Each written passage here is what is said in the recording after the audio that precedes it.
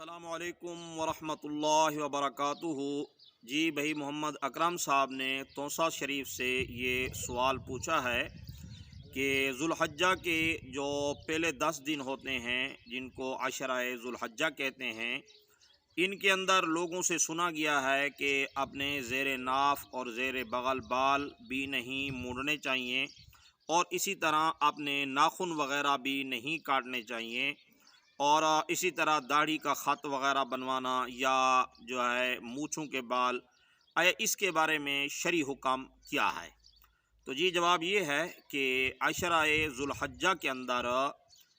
جس آدمی کا حصہ ہے قربانی کے اندر، اس آدمی کے لیے شرعی حکم یہ ہے کہ وہ ان ایام کے اندر اپنے بال وغیرہ صاف نہ کرے، یعنی جو بالوں کی صفائی ہے، زیر ناف زیر بغل بال ہیں، یا داڑھی کا خط لینا ہے، یا مونچھوں کو کترانا ہے، یا اسی طرح اپنے ناخن جو ہیں ان کو کٹوانا ہے، تو یہ عشرہ ذوالحجہ سے پہلے صاف کر لیے جائیں، اور اسی طرح ناخن وغیرہ کاٹ لیے جائیں۔ عشرہ ذوالحجہ کے اندر ان کو چھوڑ دیا جائے، ان کو نہ کاٹا جائے، یہ ایک مستحب اور اولا عمل ہے،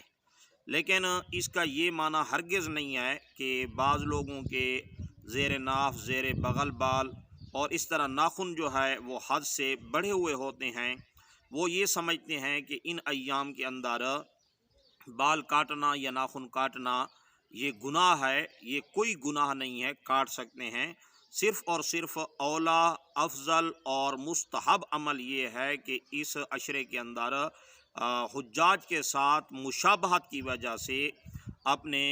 بال ناخن وغیرہ نہ کاٹے جائیں۔ بہرحال اگر کسی کے بال ناخن وغیرہ زیادہ بڑھے ہوئے ہیں تو وہ کاٹ لے تو اس پر نکیر بھی نہیں کی جائے گی، اور اس کو اس پر برا بھلا نہیں کہا جائے گا، اور سخت سست اس پر اس کو نہیں کہا جائے گا۔ تو بہرحال اولا اور افضل یہی ہے کہ اس عشرے کے اندر بال ناخن وغیرہ نہ کاٹے جائیں، اور اگر ہاتھ سے بڑے ہوئے ہوں تو کاٹنے میں کوئی حرج نہیں ہے، کاٹ سکتے ہیں،